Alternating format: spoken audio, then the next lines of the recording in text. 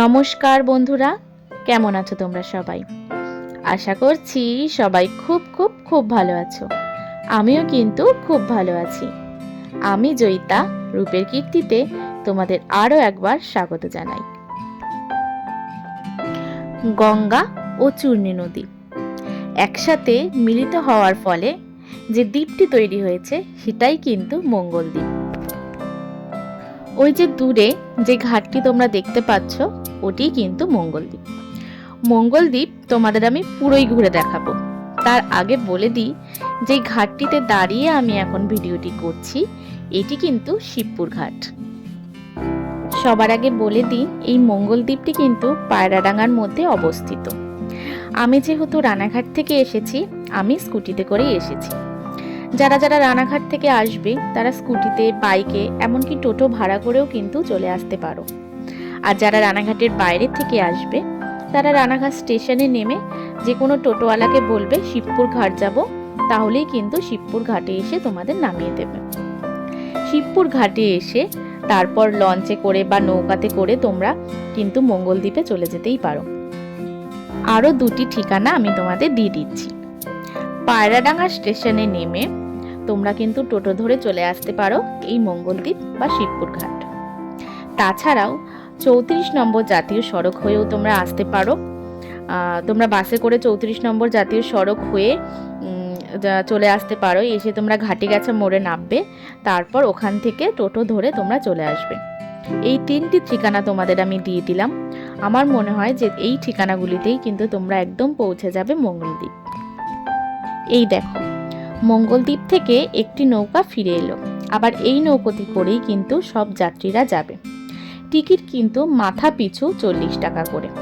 বাচ্চাদের কোনো টিকিটের দরকার নেই। যেই টিকিটটা আমি তোমাদের দেখালাম এটাই কিন্তু আপ ডাউনের টিকিট। মানে নৌকাওয়ালাকে একবার টিকিটটা যদি তোমরা দিয়ে দাও, ওই পার থেকে কোনো টিকিট কাটতে হবে না, তোমরা আবার ফিরে চলে আসতে পারবে। এখন চলো তোমাদের আমি নিয়ে যাব মঙ্গলদ্বীপ। এই দেখো, যে লঞ্চটি তোমরা দেখতে পাচ্ছ এখানেই কিন্তু পিকনিক করছে। মানে এইরকমই তোমরা লঞ্চ ভাড়া করেই কিন্তু পিকনিক করতে পারবে। এইরকম লঞ্চ, নৌকো তোমরা কিন্তু সারাদিনের জন্য ভাড়া পেয়ে যাবে পিকনিক করার জন্য।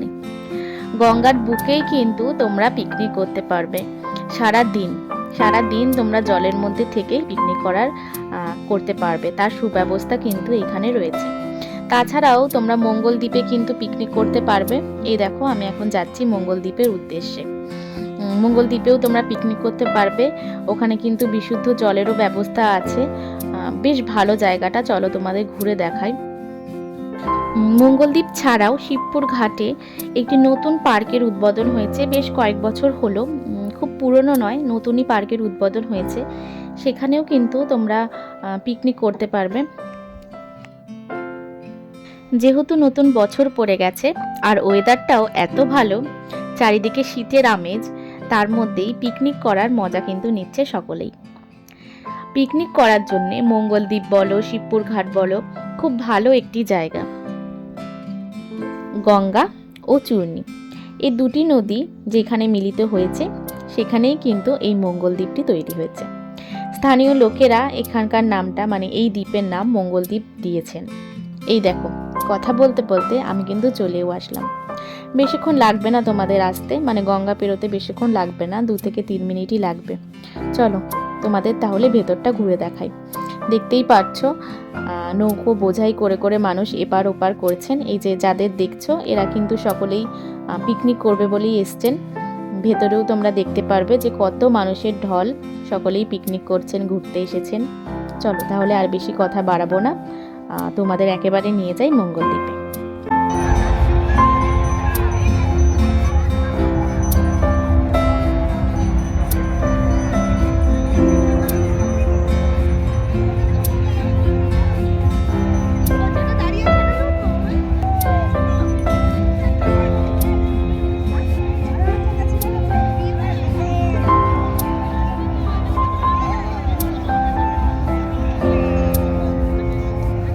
আমি যেহেতু বিকেলবেলায় এসেছি, বিকেল বলতে এখন ঘড়িতে বাজে 4টে, তো অনেকেই কিন্তু পিকনিক করে বাড়ি ফিরে যাচ্ছেন। সকলে নৌকোয় করে যা যা জিনিস এনেছিলেন সমস্ত কিছু নিয়ে কিন্তু ফিরবেন ওপারে। মানে শিবপুর ঘাটে।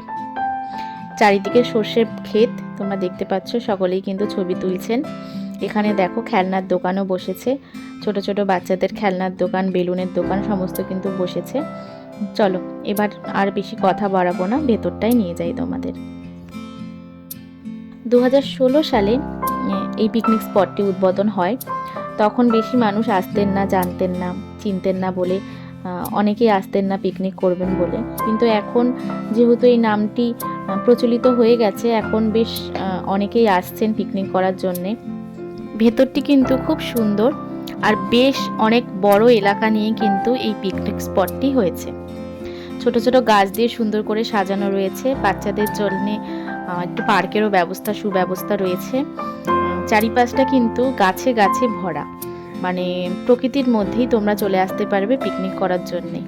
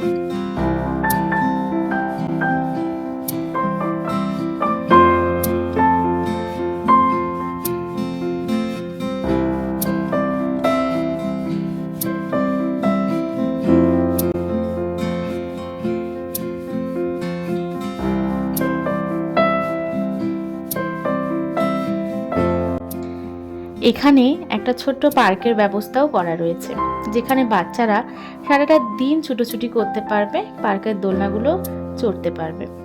পার্কের চারপাশ দিয়ে দেখতে পাচ্ছ কত সুন্দর সবুজে ঘেরা। এত সুন্দর প্রাকৃতিক দৃশ্য তোমরা কিন্তু শহরে একদমই পাবে না। তোমরা এখানে পিকনিক করতে অবশ্যই আসতে পারো। আসলে তোমাদের কিন্তু খুব ভালোই লাগবে। সবুজের মধ্যে সবুজে ঘেরা এরকম প্রাকৃতিক দৃশ্য দেখতে কার না ভালো লাগে, তাই না? আর সারাটা দিন যদি এরকম সবুজ ঘেরা পার্কে কি সবুজ ঘেরা চারিদিকে সবুজের ঘেরা জায়গায় থাকা যায়, তাহলে কিন্তু মন এমনিই ভালো হয়ে যায়। কি আমি ঠিক বললাম তো?